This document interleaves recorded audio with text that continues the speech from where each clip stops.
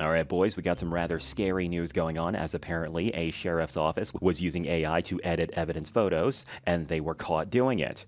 Let's get into it, boys. And shoutouts to katv.com/news for the article.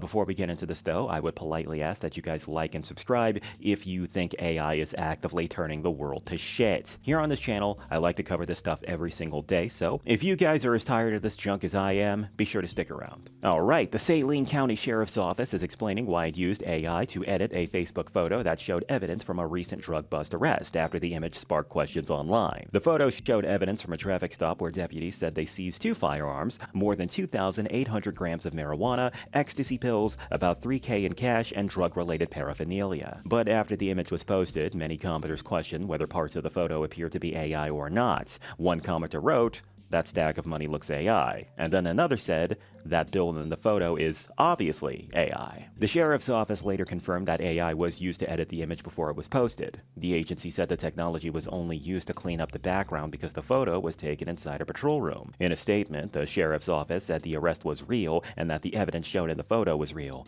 The agency also apologized for causing any confusion. An AI image detector also classified the edited image as 99% AI generated when tested by Channel 7. AI detectors can produce results that vary and are not considered definitive proof that an image was created entirely by AI. Not the end of the article, but I do want to get to my point immediately. Why the hell would... Look, I feel like it really goes without saying that of all things that AI should be used in, law enforcement is easily one of the things that AI should never touch in any way, shape, or form, okay? At all, period, the end. It should never ever be involved with it.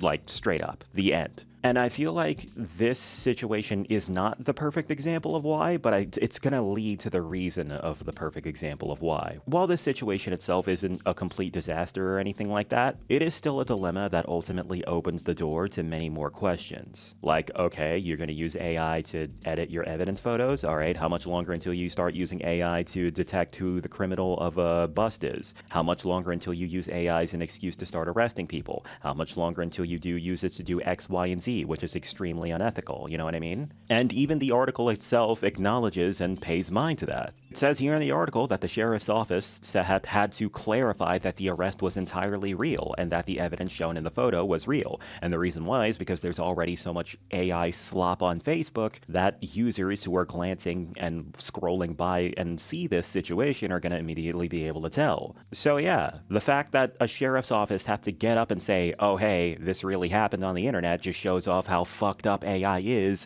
and its usage in law enforcement and that it should not be in law enforcement, period.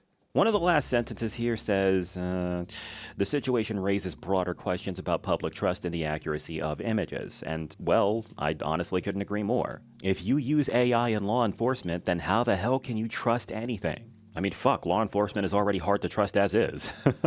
But, yeah, those are my thoughts. What are y'all's? Whatever it is, be sure to let me know in the comments section. That's gonna wrap this one up. This is Jack Talks Back, signing out. You guys have a good one.